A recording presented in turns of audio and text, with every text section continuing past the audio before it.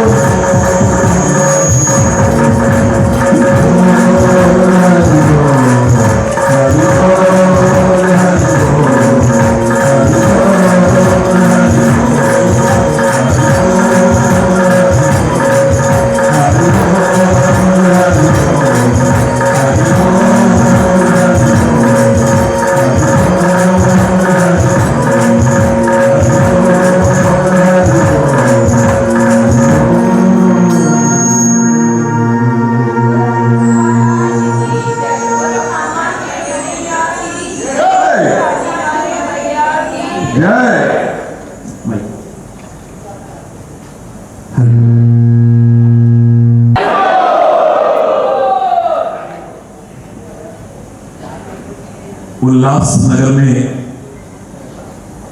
हमेशा की तरह आपके प्यार और भावनाओं के ताकत पर खिंचा आया आपका लाठी वाला भैया। आपके उल्लास, आपके जोश, आपकी उमंग, आपके उत्साह को देख करके अपने हृदय में आपके लिए कितना प्यार और भावनाएं रखता है, शायद आप भी इसका अनुमान नहीं लगा सकते।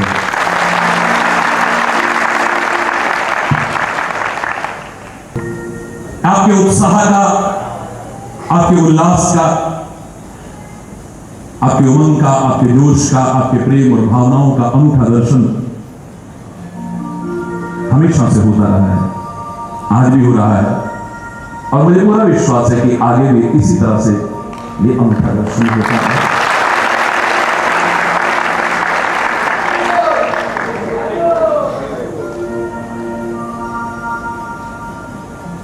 परमात्मा श्री हरि का दास, ये हरि चैतन्य तो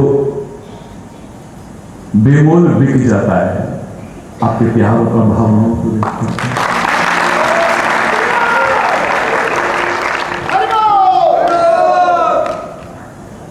सुखी रहें आप लोग, समृद्ध रहें आप लोग, खुशहाल रहें आप लोग। सच्चा चैन, सच्चा सुकून, सच्ची शांति, सच्चा आनंद जीवन का हासिल करें आप लोग भी। सारे मेरे देशवासी भी और सारे संसार के लोग हृदय से शुभकामना करता हूं और परमात्मा से प्रार्थना करता हूं।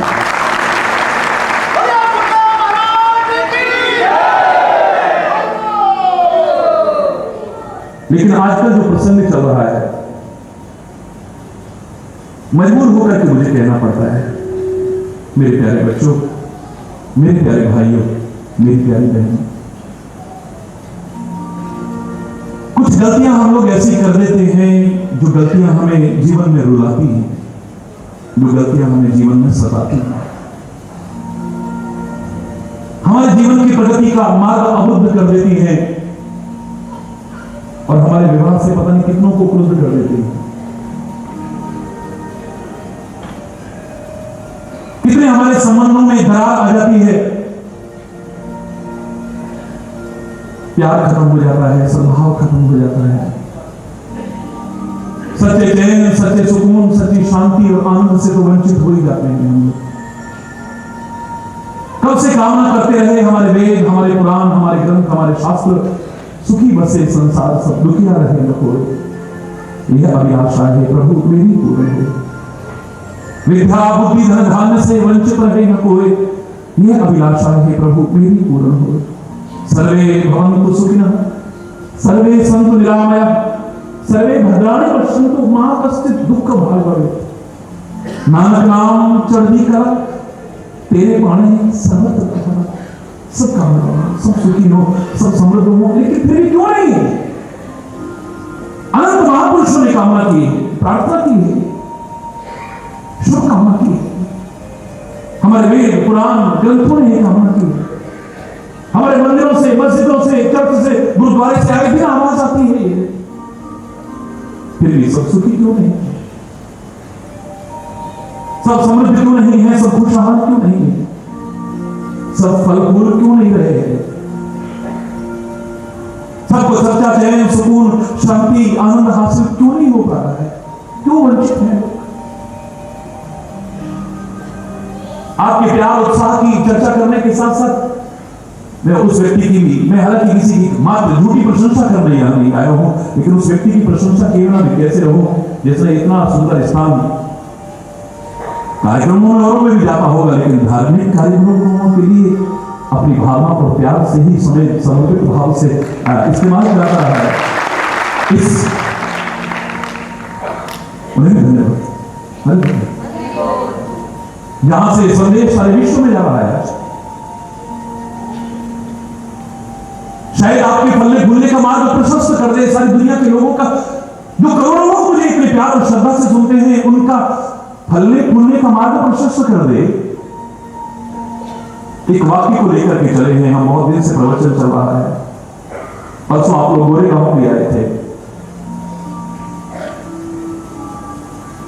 कि भूल करके भी यदि ना हो हमसे भूले, हर कौन है जोर से भूल करके भी यदि ना हो हमसे भूले, यानी गलती से भी गलती अगर ना हो हमसे, भूल करके भी यदि ना हो हमसे भूले,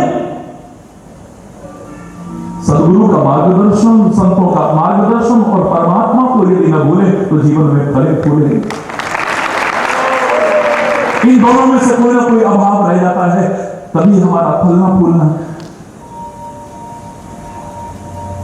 दूर हो जाता है हमसे। ये मूल है हमारे फलने फूलने की। वृक्ष कितना भी समृद्ध क्यों ना हो, कितना भी विशाल क्यों ना हो, लेकिन अगर उसकी मूल सुरक्षित नहीं है, यानी जड़ सुरक्षित नहीं है, वो कितने दिन फले फूलेगा कुछ कह नहीं सकते। अगर आप चाहो कि वृक्ष हमेशा फलता फूलता रहे तो खाली उसके पत्तों को मत सींचो मेरे प्यारे बच्चों, उसकी जड़ पर आघात मत होने देना, उसकी जड़ को कभी नष्ट मत होने देना। उसकी जड़ में अगर कहीं पर कोई नुकसान पहुंचाने की कोशिश करा है, उसे बचाने की कोशिश करना, वृक्ष अवश्य ही फलेगा फूलेगा, कोई रोक नहीं सकता। उतार चढ़ाव आएंगे जीवन में, नहीं कहता नहीं आएंगे, अपने कर्म में आएंगे, या संसार परिवर्तनशील है, यहां सब कुछ बदलता है। यहां अगर बसंत है तो कभी पतझड़ भी आ जाता है, पत्ते झड़ जाते हैं सारे के सारे। वो समृद्ध, वो खुशहाल, वो फला फूला वृक्ष एक सूखा ठूंठ बन के रह जाता है। अज्ञानी लोग उसे बेकार समझ करके काट के भी फेंक देते हैं कई बार, लेकिन समझदार जानता है ये पतझड़ का मौसम है, परिवर्तन आया है, आगे भी परिवर्तन आएगा, फिर मौसम बदलेगा, बसंत आएगा, फिर से नई नई कोपलें फूटेंगी और बस अंत हो जाएगा इस नीरव का, इस उदासी का, इस गंभीरता का, और फिर से हरा भरा वृक्ष चहचहाट देगा, लोगों को शांति का स्थान देगा। मुरादे नहीं है ऐसी स्थिति में, न सुख में अकड़ जाना और न दुख में चारपाई पकड़ जाना, सुख में भूल मत जाना और दुख में उसे भूल मत जाना। लेकिन मैं दावे से कह रहा हूं, सारे विश्व के मनीषियों को मेरा खुला निमंत्रण है, सारे विश्व के विद्वानों को मेरा खुला निमंत्रण है, इस वाक्य के विरुद्ध एक शब्द भी कोई नहीं कह पाएगा। अगर आप फलना फूलना चाहते हो, इस वाक्य को अपने जीवन का आधार बना लेना। ये खाली मेरा अनुभव नहीं है, खाली मेरे साथ जुड़े उन करोड़ों लोगों का अनुभव नहीं है, ये सर्वमान्य अकाट्य सिद्धांत है, जिसे काटने की सामर्थ्य दुनिया में किसी की नहीं, कि भूल करके भी हमसे ना हो भूले। संत सदगुरु के मार्गदर्शन को और परमात्मा को यदि ना भूले तो जीवन में फले फूले, बिल्कुल चिंता करने की आवश्यकता नहीं, वो तुम्हारे साथ है। फलोगे फूलोगे, समृद्ध रहोगे, खुशहाल रहोगे।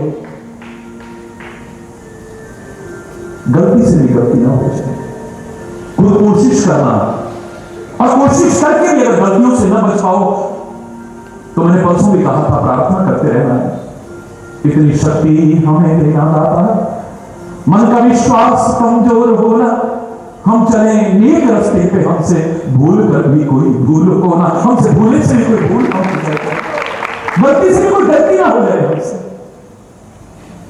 और इसके लिए हमें नित्य अंतरात्मा में आत्मनिरीक्षण करना पड़ेगा, खोजना पड़ेगा। लोग हमें क्या समझते हैं, हमारा मन हमें क्या समझता है, लेकिन है क्या हम, कहां जीवन जी रहे हैं। कोई गलतियां तो नहीं है हमारे जीवन में, कोई विकार तो नहीं है हमारे जीवन में, कोई विकृतियां तो नहीं है हमारे जीवन में, कोई दोष तो नहीं है हमारे जीवन में। दूसरों के नजर में आते हैं, अपने नजर नहीं आते। दूजिया लखा गल्ला ने बना दे, अपने गुनाह उते पर्दे पे पाँव दे, सच पुछो ता ए हर एक नू मार है, किसे नाल दगाए ते किसे नाल प्यार। मन विच होर पे होर मुंह बोल दे। हर भाषा बड़ी प्यारी लगती है और सिंधी में भी क्या मिठास है। जय झूलेलाल। अरे बोलो, कोई उसके लिए मेरे पास शब्द नहीं है, लेकिन पंजाब में गया बड़े प्यारे शब्द मिले मुझे। मन विच होर पे होर मुंह बोल दे, अखां मटका के पाप दूजियां दे फोल दे, अपने गुनाहां दा न किसी नू विचार है, किसे नाल दगाए ते किसे नाल प्यार।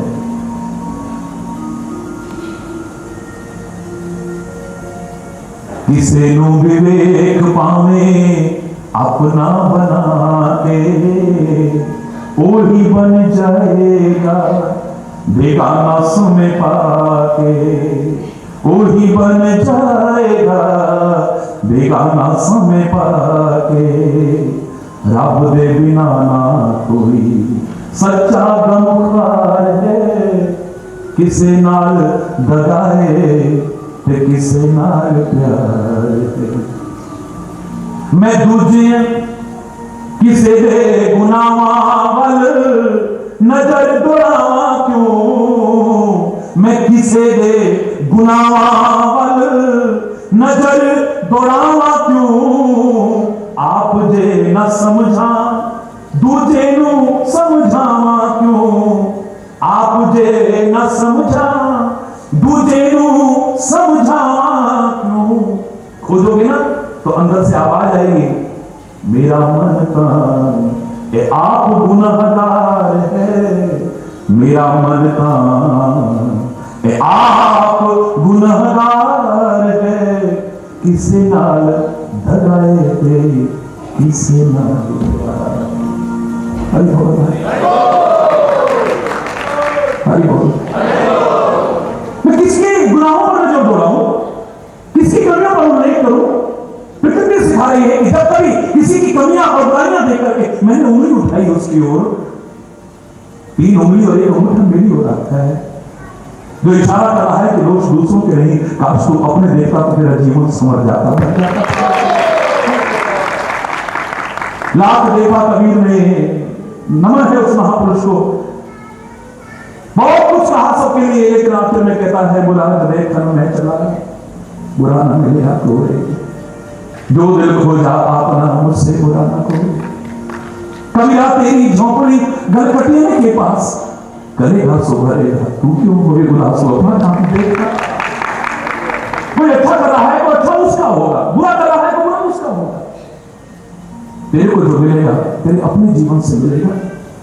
तेरे भाव में जो करे भला बुरा संसार नारायण तू बैठ के अपना भवन होगा। मेरे अंदर झांक का कोई कमी तो नहीं।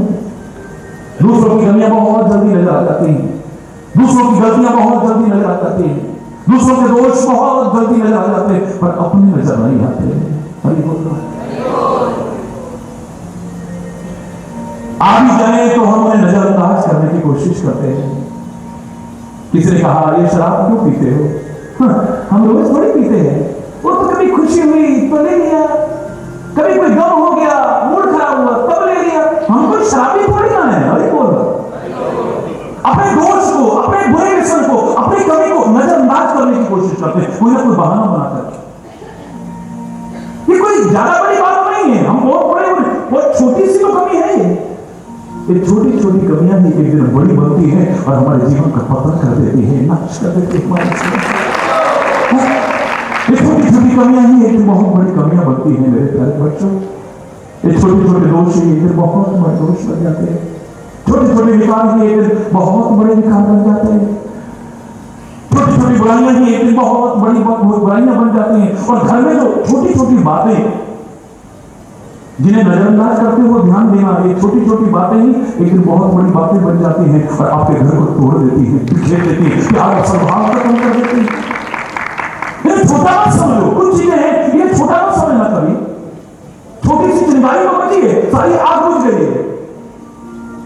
आग आग को कभी छोटा मत समझना, छोटी सी चिंगारी भी सब कुछ जला के खाक कर सकती है मेरे प्यारे बच्चे। छोटी सी चिंगारी,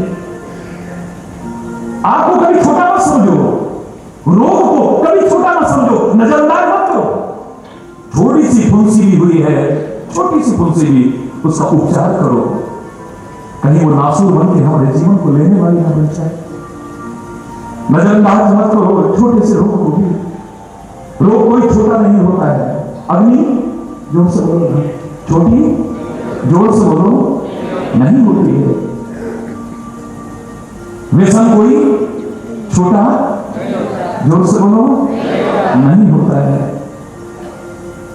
माता पिता छोटे, जननी जन्मभूमि स्वर्गावती घड़ी ऐसी, मां और मातृभूमि को स्वर्ग से बढ़कर के भी कह दिया है तो फिर अतिशयोक्ति नहीं। अगर मैं कह लूं कि ये मां तेरी सूरत से अलग भगवान की सूरत क्या होगी, उसको नहीं देखा हमने कभी और उसकी भी जरूरत क्या होगी, अगर ये भी कह लूं तो कोई अतिशयोक्ति नहीं है। ये छोटा मत समझो। एक के माता पिता राष्ट्रपति और प्रधानमंत्री बन जाए और एक के माता पिता सड़क पर पत्थर तोड़ते हो या घास काटते हो, कौन छोटा है कौन बड़ा है बोलो? प्रसव पीड़ा सबने झेली है। 9-10 महीने गर्भ में तुम्हें उसने भी रखा है, उसने भी रखा है। जीवन और मौत के बीच झूलते हुए जो तुम्हें जन्म दिया था, उस मां का उस एक घड़ी का कर्जा तुम 1000 जन्म लेकर के भी चुकाने की सामर्थ्य नहीं है। ये मां, ये पिता छोटे बड़े नहीं होते, छोटा नहीं होता, इसे छोटा मत समझना कभी। धरती पर रूप मां बाप का उस विधाता की पहचान है। अरे बोलना संत को कभी छोटा मत समझना। ये मत सोचना कि स्वामी हरिचंद्रपुरी जी ही बहुत बड़े महाराज जी हैं। ना ना ना, कोई संत छोटा नहीं है। लोगों को भ्रम हुआ था 12 वर्ष का और फिर 15 वर्ष का मात्र। वो संत ज्ञानेश्वर उम्र क्या है उसकी, बड़े बड़े भी नतमस्तक हो गए और हो रहे और आगे भी होते रहेंगे। कोई छोटा नहीं या बिना पढ़ा लिखा कभी भी वही स्थान रखता है जितना कि जगत गुरु आज शंकराचार्य स्थान रखता है, वेदों का भी आता है। जिसके अंदर संस्था है वो संत कोई छोटा नहीं है। जिसकी महिमा परमात्मा अपने रूप से गाते हो, वेद शास्त्र भी जिसका पार ना पा सकते हो, उस संत की कभी छोटा मत समझना। गुरु को कभी छोटा, गुरु ब्रह्मा, गुरु विष्णु, गुरुदेव महेश्वर, गुरु साक्षात परब्रह्म तस्मै श्री गुरुवे नमः। शिष्य की निगाह में अगर साक्षात इस धरा पर परमात्मा का स्वरूप भी कोई है तो सदगुरु है, अगर कहे तो कोई अतिशयोक्ति नहीं।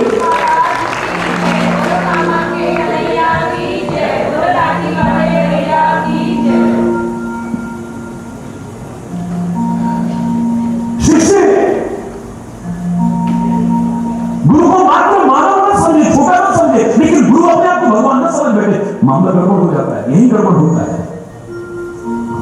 शिष्य गुरु को भगवान से कम भी ना समझे, लेकिन गुरु अपने आप को भगवान हरि बोलना ना समझ बैठे, मामला गड़बड़ हो जाएगा। गुरु कोई छोटे नहीं होते हैं। परमात्मा का नाम कौन सा छोटा है, कौन सा बड़ा है? परमात्मा का नाम कोई छोटा नहीं है। तुम्हारी श्रद्धा छोटी हो सकती है, तुम्हारा विश्वास छोटा हो सकता है, तुम्हारी भक्ति छोटी हो सकती है, तुम्हारा प्यार छोटा बड़ा हो सकता है, लेकिन अगर सच्ची श्रद्धा, सच्चा विश्वास, सच्चा प्यार और भावना से लो, जिस नाम को तुम सब कुछ पा सकते हो, कोई नाम छोटा बड़ा नहीं। कोई कहे कि गायत्री मंत्र से ही सब कुछ मिलता है, कोई कहे कि राम नाम से सब कुछ मिलता है, कोई कहे कि कृष्ण नाम से मिलता है, कोई कहेगा दुर्गा नाम से मिलता है, कोई कहे शिव नाम से मिलता है, कोई कहे वाहिगुरु नाम से मिलता है, कोई कहे अल्लाह नाम से मिलता है। अरे किसी भी नाम से मिल सकता है। जहां तुम्हारा विश्वास है तुम्हें वहां से सब कुछ मिल जाए, और जहां नहीं है तो कहीं भी कुछ लेते रहो, पता नहीं चलने वाला। भगवान का नाम कोई छोटा नहीं है।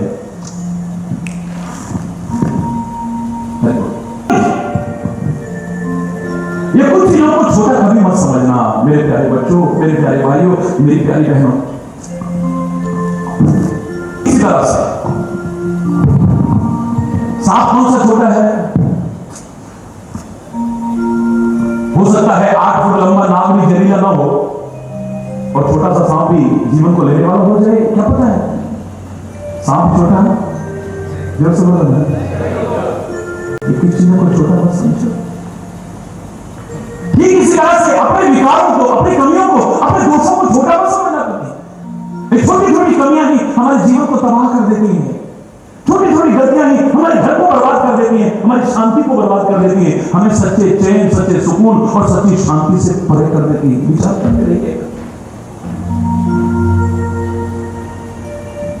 नजरअंदाज मत करना ही है, मत करना नजरअंदाज।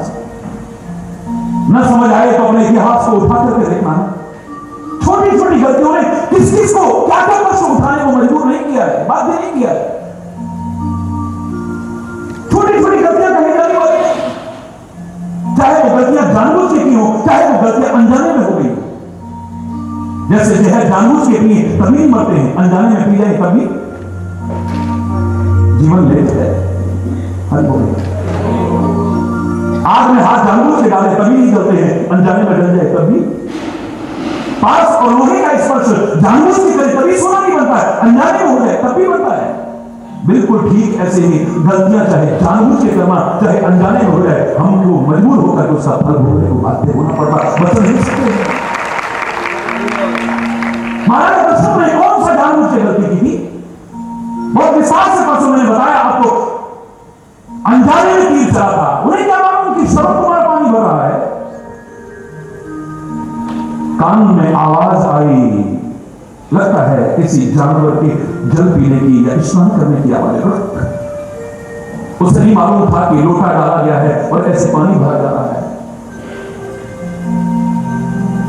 कान से आवाज सुनकर के शब्द मेरी वाण चलाने की सामर्थ रखने वाले दशरथ ने अनजाने में तीर चला दिया था।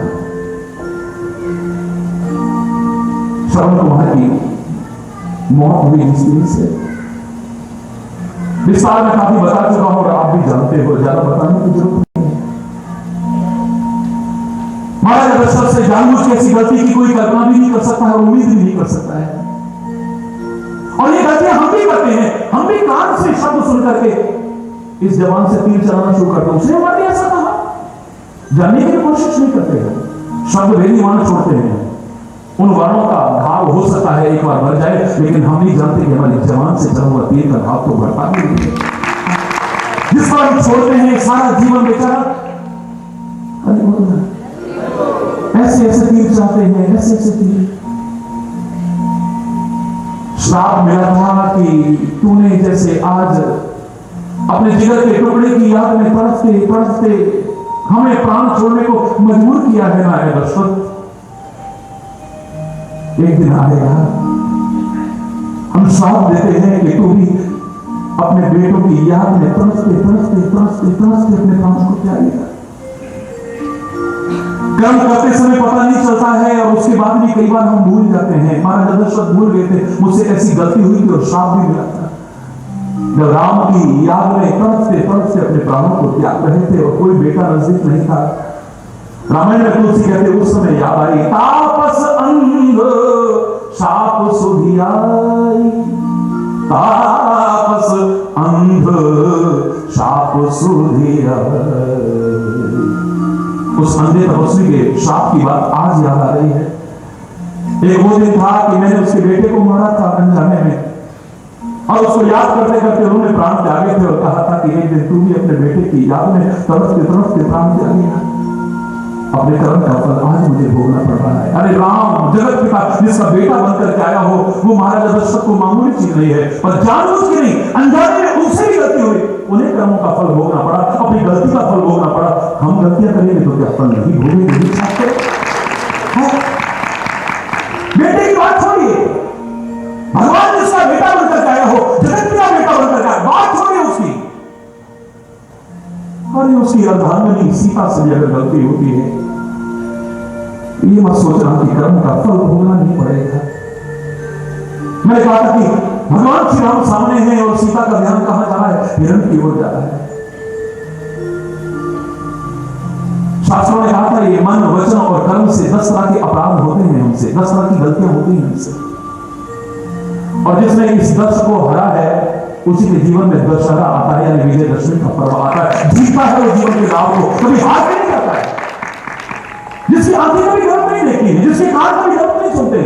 जिसकी नासिका कभी गलत नहीं सूंघती है, जिसकी जबान कभी गलत नहीं बोलती है, जिसका मुख गलत चीज नहीं खाता है कभी, जिसके हाथ कभी गलत कर्म नहीं करते हैं, जिसके पैर कभी गलत जीवा लेकर के नहीं जाते हैं, जिनका मन और मस्तिष्क कभी गलत चिंतन नहीं करता है, ऐसे राम जैसे दिव्य आत्माओं के जीवन में ही विजयदशमी पर्व आता है, दशहरे का पर्व आता है, क्योंकि 10 अवतारों को हरा है इन्होंने। दशहरा यानी 10 को जिसने हरा है उसके जीवन में विजयदशमी पर्व हारेगा नहीं, वो जीवन के दाव को जीता ही जीता जाएगा हमेशा। हमसे गलतियां हो जाती हैं, पता नहीं किस किस अंग से क्या क्या गलती हो जाती है। अरे सीता जी ने राम सामने हिरण की तरफ देखा तो मन में हिंसा का भाव आ गया। देखो ये दुनिया के आकर्षण कब किसको खींच रहे अपनी तरफ कुछ नहीं कह सकते हो, पर वो आकर्षण सामने बैठा है और ध्यान जा रहा है नकली हिरण की, मायावी हिरण की तरफ। और आंखें जब आकर्षित होती हैं तो मन में उसको पाने की इच्छा आ जाती है, और जब ये इच्छा कैसे भी पाने की हो जाती है तो कर्म अकर्म और विकर्म का विचार भी हमें नहीं रहता है, अनर्थ नहीं कर बैठते हैं। धन पाओ बुरी बात नहीं है, पर जैसे तैसे पाना है, जब ये भाव आ जाता है तो फिर तुम अनर्थ भी करते हो। मान सम्मान पाओ, मेरा कोई विरोध नहीं है, तुम्हारी इज्जत हो, सारी दुनिया में तुम्हारी इज्जत हो, लेकिन जैसे भी मुझे इज्जत पानी है, जैसे कैसे मुझे अपना सम्मान बरकरार रखना है, जब ये मन में भाव आ जाए तो ढोंग करोगे, पाखंड करोगे और पता नहीं क्या क्या अनर्थ न कर बैठो। जैसे कैसे जब किसी को पाने का भाव आता है, जैसे anyhow I have to, जैसे भी मुझे पाना है ये, बस ये मन में भाव आते हम गलत भी कर बैठते हैं। अरे बोल विचार करके देखिए, मन में आया है कि इस हिरण की खाल काश मुझे मिल जाती, ऐसा तो कहीं देखा नहीं, सुना नहीं, पढ़ा नहीं हिरण, वाओ है परमात्मा आपका तो निशाना बड़ा अचूक है, अमोघ है, जाओ ना इसका वध कर दिया। अवध नरेश, अवध माने जहां किसी का वध न होता हो, उस अवध के नरेश से वध करने के लिए करेगी, सत्य संग प्रभु वध करे ही आनो हो चरम कह तुम्हें देगी। है परमात्मा इसका वध करके इसकी खाल को लेकर के आओ, अपने से दूर करती है। और मैंने आपसे कहा था कि भगवान हमें सीता को माध्यम बना करके सिखाते हैं कि ऐसे संसार के जीव मुझे दूर करके तो सोने की खाल भी पाना चाहे, मैं तेरे को सोने की लंका में पहुंचा दूंगा, लेकिन मुझे दूर करके तो सुखी हो पाएगा, मुझे नहीं लगता है दुखों की अपार घर में पड़ जाएगा। मैं जरा सी गलती, सोने की खाल को क्या, मैं सोने की लंका में पहुंचा दूं तेरे को, लेकिन मुझसे दूर होकर के। हर कोई कहता है हरि आ जाओ एक बार, हरि आ जाओ, मेरे बच्चे कितना प्यारा बोल रहे थे। आपकी भावनाओं का कुर्बान ये हरि चैतन्य कुर्बान होता है। हरि आ जाओ एक बार, हरि दूर नहीं है हमसे, लेकिन हमारी भावनाएं वो अप्राप्त नहीं हमें, नित्य प्राप्त है। अगर वो हमारे पास ना होता, हम बोल नहीं रहे होते, हम देखना रहे होते, सुनना रहे होते, चलना रहे होते, सोचना रहे होते, कुछ कर रहे होते, वो गया कहां से है जो आएगा, गया कहीं से। अगर कहीं से आना होता उसे तो गजराज कब का मर चुका होता, कब पुकारा जब तिल भर सूंड बची है, तब पुकारा। कहीं से आना होता और आने में जरा सी भी देर हो जाती तो शायद गजराज न बचता। कहीं से आना होता तो द्रौपदी की राज कब की लुट चुकी होती, कितनी सी साड़ी होती है उसमें से ज्यादातर खींच चुकी है। दुशासन के सवा हाथ खींच रहे हैं उसे, और तब पुकारी है जब पांचों पतियों से निराश हो गई है, उन्होंने कोई सहायता नहीं की है, जब धर्म सभासदों ने कोई सहायता नहीं की है, जब कुल के बड़े बुजुर्गों ने सहायता नहीं की और अपनी ताकत भी काम नहीं आई, तब दोनों हाथ छोड़ के के दोहे का बस अपनी लाज बचाओ। अगर कहीं से आना होता तो लाज लुट गई होती। 5 गज की सड़ी कितनी होती है, कितने अवतार सुने होंगे आपने, लेकिन मेरे महापुरुष कहते हैं प्रभु का ऐसा अनूठा अवतार तुमने नहीं सुना होगा। आज तो प्रभु ने साड़ी का ही अवतार ले लिया, पता ही नहीं चला कि नारी में साड़ी है, साड़ी में नारी है। खींचते हार गया है। 10,000 गज बड़े घटो न 10 गज चीर, कहा करे वैरी प्रबल जो सहाय। 10,000 हाथियों की ताकत वाला दुशासन हार गया है, लेकिन साड़ी कौन सी फैक्ट्री की साड़ी थी वो बता सकता है कोई? इतिहास उठा करके बड़े बड़े इतिहासकारों को, ज्यादा पुराना समय नहीं है, 5,500 वर्ष तो हुए हैं। इतिहासकार तो लाखों वर्ष की खोज करके जाते हैं। खुदा चैलेंज है मेरा, मुझे ढूंढ के दिखाएं कि कौन सी फैक्ट्री का कपड़ा था वो। नहीं ढूंढता है, किसी चट्टी का टप्पा नहीं आया था, कहीं से नहीं आया था। साड़ी न उतर जाए, मेरे प्रभु ने साड़ी का ही रूप धारण कर, वसन रूप है श्याम सूरदास से कहता है, आज तो परमात्मा ने वसन का ही रूप धारण कर दिया है, वो कपड़े का रूप धारण कर दिया। लेकिन जरा सी गलतियों के कारण क्या परिणाम भोगना पड़ता है। पर मैं आपसे कह रहा हूं, कितनी सुंदर भावना है, हरी आ जाओ एक बार, तो क्या बार बार ना हो? अरे एक बार आ गया तो फिर हम दूर कहां हो पाएंगे उससे, कोई दिक्कत नहीं, एक बार आए तो सही, कोई एक बार अंदर आने में दिक्कत है, एक बार आ जाए तो निकलता ही नहीं है, ऐसा आकर्षण है। अरे बोलते रहना, हर कोई कहता है हरी आ जाओ एक बार, लेकिन ये कहती है जाओ उसका बंद करके जाओ। एक क्षण दूर न रहने वाली सीता आज कहती है जाओ, हिरण के पीछे भागेंगे तो टाइम, इतनी दूर कैसे रहेंगे प्रभु के बिना, कैसे रहेंगे? प्रभु कहते हैं मुझे दूर करके, अजीब तू ये तुझ पदार्थ चाहता है। अरे नकली सोने की खाद तो क्या सोने की लंका में बता, लेकिन तू सुखी नहीं होगा मुझसे दूर होकर। धर्म साथ है, परमात्मा साथ है, और अपने सत्कर्म कर रहे हो तभी सुखी रह सकते हो, समृद्ध रह सकते हो, नहीं रह सकते हो। ये आपसे जरा सी गलती हुई, सीता को कितना कष्ट उठाना पड़ा, बोलो। हम गलतियां करेंगे तो कष्टों से बचेंगे। मुझसे कोई कथा नहीं होती है मेरे प्यारे बच्चों, जरा सी गलती हुई है, जरा सी गलती। लक्ष्मण ने समझाया ये राक्षस की माया है जो राम की आवाज की नकल करके पुकार रहा है। हाँ लक्ष्मण, ये मेरे प्रभु नहीं पुकार रहे, नहीं भैया संकट में, जाओ लक्ष्मण। भ्रकुटी विलास सृष्टि लय होई, सपने संकट पर ही किसोई। जिसकी जरा सी भ्रकुटी के इशारे से सृष्टि में प्रलय आ जाए, प्रत्यक्ष में तो क्या अप्रत्यक्ष में भी, सपने में भी कभी वो संकट में आ जाए, ये मां में स्वीकार करने को तैयार नहीं।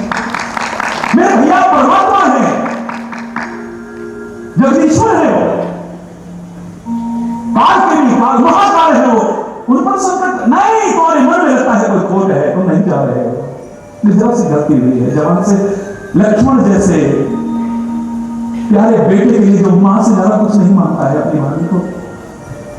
सुग्रीव ने कहा था कि प्रभु आप एक नारी की खोज कर रहे हैं, अपनी पत्नी की, कहीं वो आपकी पत्नी ही बनी? आकाश मार्ग से एक राक्षस की चंगुल में जाती हुई एक नारी ने कुछ वस्त्र आभूषण गिराए हैं, देखो कहीं ये हमारी माता सीता की तो नहीं है? लीलाधारी मेरे परमात्मा को आंखों में आंसू भर के कहते हैं, लक्ष्मण तुम देखो मेरा मन इस समय ठीक नहीं, तुम बैठो। काफी देर हो गई, लक्ष्मण ने कोई जवाब नहीं दिया, तो श्री राम कहते हैं भैया बताओ ना, सीता के हैं वस्त्र आभूषण?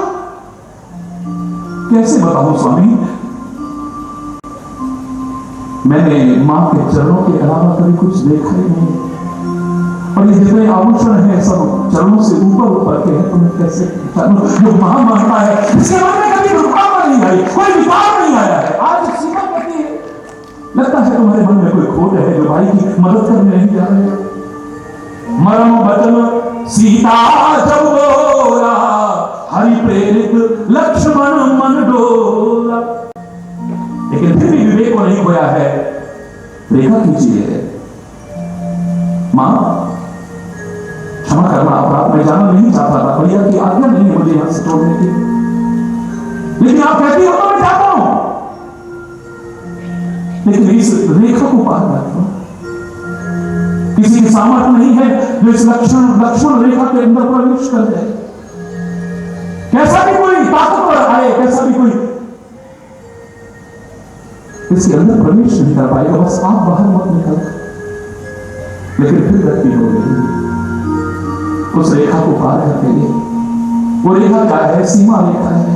मैंने उस दिन भी कहा आपसे, वो रेखा क्या है? मर्यादा रेखा है। अपनी लिमिट्स को क्रॉस कर जाते हो, तुम्हें बोलते हुए पता नहीं चलता किससे क्या बोल रहे हो, व्यवहार करते हुए पता नहीं चलता कि तुम किससे क्या व्यवहार कर रहे हो, बड़े छोटे का भी लिहाज नहीं करते हो। कई बार जहां तुम अपनी लिमिट्स को क्रॉस कर जाते हो, मर्यादाओं को छोड़ देते हो, अपने लक्षणों को खत्म कर देते हो। ये लक्ष्मण रेखा है, क्योंकि लक्ष्मण का नाम लक्ष्मण से रखा गया है। लक्ष्मण राम प्रिय सकल जगत आधार, गुरु वशिष्ठ ते हिलाता लक्ष्मण नाम पूरा। लक्ष्मण कौन है? लक्षणों का है, तुम्हारे लक्षण खत्म हो जाते हैं। तुम्हें देखकर के लगता नहीं कि तुम मानव हो, तुम्हें देखकर के लगता नहीं कि तुम पुत्र हो, तुम्हें देखकर के कई बार लगता नहीं कि तुम शिष्य हो, तुम्हें देखकर के लगता नहीं कई बार भक्त हो। जब तुम अपने लक्षणों को खोते हो तो फिर संकटों में पड़ना स्वाभाविक है। जब अपने लक्षणों का विचार कर रहे थे, आदमी की पहचान लक्षणों से होती। कड़वा बोल रहा हो और हम कहें कि ये कोयल है, कोई मानेगा? हो ही नहीं सकता है। How can be possible? ये हो ही नहीं सकती। मीठा आवाज आ रही हो और हम कहें कि कौवा बोल रहा है, विश्वास करेगा कोई? घास खाता हुआ, मिलाता हुआ, घबराता हुआ जंगल में मिल जाए, हमारी आंखें कह रही है शेर है, लेकिन दिल स्वीकार करेगा ये शेर हो सकता है? नहीं, शेर की रक्षा नहीं। आप कहते हैं शेर है, लेकिन दिमाग और दिल मानने को तैयार नहीं है, क्योंकि लक्षण खत्म है। शेर तो घास खाता नहीं, शेर तो ऐसे मिलाता नहीं, शेर तो किसी घबराता नहीं है। ये क्या होता है? What's happening? ये नहीं हो सकता है, शेर लक्षण नहीं है। कोई पशु, पक्षी, कीट मकोड़ा भी अपनी पहचान को खोता है तो हम उसे स्वीकार नहीं करते, अपने लक्षणों को खोता है, हमें नहीं मान लगता कि ये वही हो सकता है। हमारे शास्त्रों ने भी कहा कि मनुष्य भी जब अपने लक्षणों को खो देता है तो मनुष्य रूप में मृगा चलती, इसे मनुष्य मानने को मन नहीं करता है। ये मनुष्य रूप में फिर पशु में विचरण कर रहा है, तो लक्षण तो सारे पशुओं जैसे हैं, प्रवृत्ति पशुओं जैसी, कारण पशुओं जैसे तो मानव करने का अधिकारी नहीं हो सकता है। लक्षण आप खो बैठे हैं, लक्षण अपनी सीमाओं को जहां त्याग देते हैं, अपनी मर्यादाओं को जहां त्याग देते हैं, तो सीता की तरह संकट में पड़ना फिर स्वाभाविक है। मैं नहीं चाहता कि तुम पर संकट आए कभी, इसलिए समझा रहा हूं। तुम्हारा लाठी वाला होने के, भैया होने के नाते सारे विश्व के मेरे प्यारे प्यारे बच्चों, मेरे भाइयों, मेरी बहनों, समझा रहा हूं, अपना समझ करके कह रहा हूं। जब ऐसे से गलतियां हुई, उनका परिणाम हमें ये भोगना पड़ा। अगर हम गलतियां करेंगे तो कैसे बच जाएंगे? विचार करेंगे। भीष्म पितामह कितना आदर्श है, कितना महान है, देखिए गलती हो गई है, सब कुछ सही है, लेकिन साथ कौरवों का निभा रहा है, साथ अधर्म का निभा रहा है। राज्य सिंहासन से बंधा था, दुर्योधन, दुशासन, शकुनी इनके बुरे कर्मों से नहीं बंधा था। अरे भाई दरबार में इतनी कहने की हिम्मत नहीं कर सका कि तुम कुलवधु की लाज लूट रहे हो, तुम्हें शर्म नहीं आती है? तीनों के समान सुनने वाले वचन आ रहे हैं, लेकिन उसके कान सुन रहे हैं, आंखें झुका करके बैठा हुआ है। विद्युत की तरह नीति का पालन नहीं करता, या तो उठ के चला जाता, वरना शक्ति सामर्थ्य रहते विरोध को करता। बस इस गलती ने ही उसे एक आदर्श व्यक्ति नहीं बनने दिया है, इतनी अच्छाइयां होते हुए महान व्यक्ति नहीं बनने दिया। मैं कल बता रहा था कैकेयी का कितना सौभाग्य, देखो कितना सौभाग्य। कैकेयी नरेश की पुत्री, धर्मात्मा कैकेयी नरेश की पुत्री, कितना बड़ा सौभाग्य। चक्रवर्ती सम्राट परम धर्मात्मा महाराजा दशरथ की पत्नी बनने का सौभाग्य, कितना बड़ा सौभाग्य। विष्णु के अवतारी भरत की मां बनने का सौभाग्य। भरत कौन है? विष्णु का अवतारी। विष्णु भरण पोषण कर जोरी, ताकर नाम भरत अस। तो विष्णु का भरण पोषण करता है, और कौन करता है? विष्णु करता है। ये विष्णु की अवतारी है भरत, उनकी मां बनने का सौभाग्य मिला है। और इतना ही नहीं, महाविष्णु के यानी परब्रह्म परमात्मा श्री राम की मां कहलाने का सौभाग्य मिला है। इससे बड़ा सौभाग्य और क्या हो सकता है? लेकिन जरा सी गलती हो गई, जरा सी गलती। राम से इतना प्यार करने वाली, राम पर अपनी जान कुर्बान करने वाली वो कैकेयी गलत संगति में पड़ गई है। जरा सी मंत्रा के अनुसार अपने जीवन को ढाल लिया, मंत्रा के कहे पर चल गई, गलती कर बैठी, गलती कर बैठी, गलत संगति करके उसके अनुसार अपने जीवन को ढाल लिया। अरे अपने कर्मों पर निगाह रखो, दूसरे के अनुसार मत चला करो, सब अपने अपने कर्मों का फल भोगेंगे। परमात्मा ने तुम्हें बुद्धि दी है, विवेक दिया है, तुम किसी के कहने पर, किसी ने अच्छा कहा हम एकदम से हो जाते हैं, और किसी ने बुरा कह दिया हमारे दिमाग खराब हो जाते हैं एकदम से। ना हमने देखा, ना सुना, ना पढ़ा, ना जाना, ना कुछ, हम जबरदस्ती पाप के भागीदार बन जाते हैं, जबरदस्ती अनजाने में हमें नहीं पता कि गेहूं के साथ फिर गुड़ भी पिसता है। अरे बोल, जब कष्ट और मुसीबत आएंगी तो हम भी नहीं बचेंगे। अरे बोल है।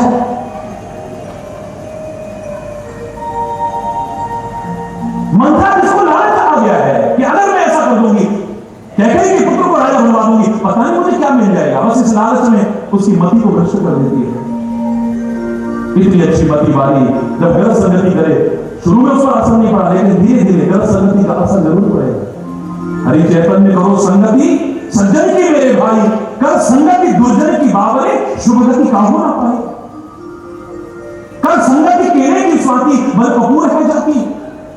सीप की कर संगति बल मोती, अच्छी कीमत पाती। और वही स्वाति नक्षत्र की बूंद, वह यदि संगति कर ले सर्प की, प्राण हर विश्व बन जाई। हरि चैतन्य करो संगति सज्जन की मेरे। गलत साथ मत करो। अरे तुम तो क्या, जिन देवताओं की तुम पूजा करते हो, और हमारी भारतीय संस्कृति में अग्नि से ज्यादा प्रधान देवता कौन हो सकता है? हमसे प्रधान देव मानते हैं अग्निदेव को। जहां वो हमें बहुत कुछ देता है, वहां पर एक प्रेरणा भी दे रहा है, अग्नि की लौ हमेशा ऊपर की ओर रहेगी। हरि बोल। दीपक का हम पूजन करते हैं देवता मान के, दीप देव कहते हैं उसे, क्योंकि दीपक की लौ भी हमेशा ऊपर की ओर रहती है, अग्नि की शिखा भी हमेशा ऊपर की ओर रहती है। ये दोनों सिखा रहे थे। अरे मेरे प्यारे बच्चों, ऐ दुनिया के लोगों, हमारी तरह अपने जीवन को ऊंचा उठाना, इसे नीचे गिराने की कोशिश नहीं। इतना प्रधान मानते हैं उसे, लेकिन मैं क्षमा चाहते हुए कहूंगा कि जब इन देवताओं ने गलत संगति की, इनको क्या दुष्परिणाम होना पड़ा। अग्निदेव जब यज्ञ विधि का साथ करते हैं, इनका कितना मान सम्मान है, कितनी पूजा है। बोलो, चूल्हे का साथ करते हैं, मान सम्मान और तरह का हो गया है। कूड़े के ढेर का साथ करें तो कोई हाथ जोड़ेगा? अग्निदेव वहां नहीं, कूड़े के ढेर को जला रहे हैं, इस समय वही अग्निदेव है। मुर्दे को जला रहे हैं, वही अग्निदेव है। गंदगी को जला रहे हैं, वही अग्निदेव है। यहां तक कि लोहार की भट्टी में जब होते हैं, लोहा उसमें डाला जाता है, लोहा नहीं पिटता है। कौन पिटता है? उस लोहे का साथ करके, अनुपयोगी लोहे का साथ, उपयोगी नहीं है, अनुपयोगी हो चुका है, नुकसान खत्म हो चुका है उसका। अनुपयोगी लोहे का साथ करके ये कब तक पिटाई होती है? घन और हथौड़े से, जब तक उसमें आग रहती है। जब आग खत्म हो जाती है, कोई पीटता है उस लोहे को? क्या लग रहा है? अग्निदेव पिट रही है, लोहा पिट रहा है? जिन अग्निदेव की हम पूजा करते हैं, क्षमा चाहते हो कहूंगा, उनको पिटते देखा है हमने, और खाली पिटते नहीं देखा है। जब बीड़ी और सिगरेट का साथ करते हैं, बीड़ी सिगरेट पीने वाला जब आखिरी कष्ट लेता है, उन्हें नीचे फेंकता है, उस समय सिगरेट और बीड़ी को नहीं बुझाता है, उसमें जो आग है उसको बुझाता है, अपने जूतों से रोकता है। जब अग्निदेव के साथ ये हालत हो सकती है, तुम गलत संगति करोगे तो तुम्हारा क्या होगा?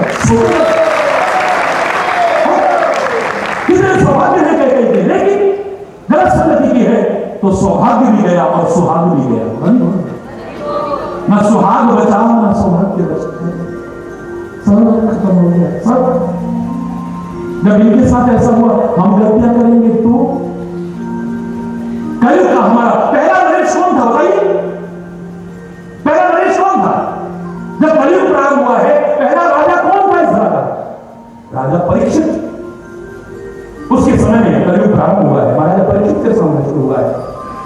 परम धर्मात्मा महान नरेश महाराजा परीक्षित का भागवत की कथा, जिनकी वजह से आज हमारे सामने है। जंगल में शिकार खेलने गए, प्यास लगी, खोजते खोजते एक आश्रम और कुटिया में पहुंच गए।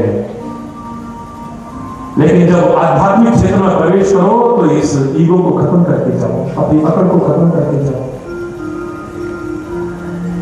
राजाओं के राजा, महाराजाओं के महाराजा भी जिस दरबार में आके झुकते हो, उस दरबार में अगर अकड़ लेके आओगे तो कुछ भी लेकर के मजा आता है कि मैं राजा हूं, मेरा सम्मान नहीं हुआ है, क्योंकि ऋषि आंखें बंद करके ध्यान मग्न थे, मेरा सत्कार नहीं हुआ। इतना बड़ा राजा है यहाँ पर कुटिया में आश्रम, हमारी तो पूछ ही नहीं हुई। नहीं पता नहीं, मैं कई बार कहता हूं, बहुत से लोग कहते हैं ना हमारी तो वहां पे पूछ नहीं हुई। अरे भगवान ने तेरी पूछ बनाई नहीं, वरना तेरी क्या हालत होती मालूम है? अरे जानवर से इंसान बनाया तेरे को, बिना पूछ का बनाया, और तू पूछ के चक्कर में पड़ा है। जो भी पूछ के चक्कर में पड़ा है ना, अरे दूसरों को सम्मान दो, तुम्हें सम्मान अपने आप मिलेगा। दूसरों को प्यार दो, तुम्हें प्यार अपने आप मिलेगा। दूसरों के साथ मैत्री को व्यवहार करो, तुम्हें मित्रता अपने आप मिलेगी। पूछ नहीं हुई हमारी। अगर तेरी पूछ होगी तो पता नहीं तो क्या बनेगा। जोर से बोलेगा। और और जितनी पूछ होती जाती है ना उतनी ही दिमाग खराब होते जाते हैं, खोपड़ी खराब होती जाती है। बस यही हो गया है। महाराजा परीक्षित बड़े धर्मात्मा होते हुए मन में आया कि मैं चक्रवर्ती सम्राट, अरे सारे भी जो होता है ऋषि है, मुनि है, संत है, प्रजाजन है, सारे मेरी प्रजा है, मेरा सत्कार करना चाहिए था। कोई बात नहीं है, आवाज लगाई, ऋषि प्रणाम, हमें प्यास लगी है। ऋषि तो ध्यान मग्न थे। अब लगा कि अच्छा ढोंगी पाखंडी नाटक करता है, बुद्धि खराब होती गई। ये दोनों कॉम्प्लेक्स बड़े खराब है, याद रखना। सब कुछ बर्बाद कर दे, चाहे सुपीरियरिटी कॉम्प्लेक्स आ जाए, चाहे इंफीरियरिटी कॉम्प्लेक्स आ जाए। अपने आप को जहां तुम सुपीरियर समझने लग जाते हो, अभिमान में कर जाते हो, और जहां इंफीरियर समझ लेते हो, ये पनप जाती है, तुम जीवन में आगे बढ़ने से वंचित रह जाते हो।